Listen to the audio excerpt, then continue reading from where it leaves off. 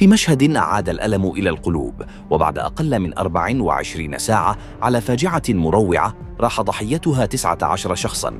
شهد الطريق الإقليمي بمحافظة المنوفية حادثاً جديداً، حيث انقلبت سيارة تابعة لقوات الأمن المركزي أثناء سيرها في اتجاه مدينة السادات، لتتجدد المخاوف من خطورة هذا الطريق القاتل.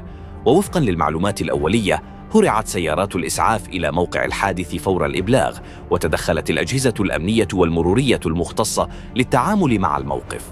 وحتى لحظة تحرير التقرير لم تصدر بيانات رسمية عن وقوع إصابات أو خسائر بشرية. ويأتي هذا الحادث بعد مرور ساعات قليلة فقط على المأساة التي وقعت بمنطقة كارتة الخطاطيبة على نفس الطريق، حين اصطدمت تريلا محملة بالوقود بسيارة ميكروباص تقل عدداً من العمالة اليومية، ما أدى إلى تفحم السيارة بالكامل ووفاة جميع ركابها من أبناء قرية كفر السنابسة التابعة لمركز منوف.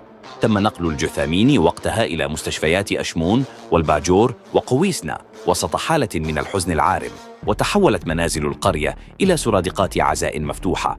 تكرار الحوادث على هذا الطريق أثار قلقاً واسعاً في الشارع المصري، ودفع المواطنين إلى إطلاق دعوات عاجلة للمسؤولين بضرورة استكمال أعمال تطوير وتوسعة الطريق، تكثيف الرقابة المرورية والتفتيشات الأمنية، توفير عناصر الأمان للمواطنين وأفراد الشرطة أثناء التنقل.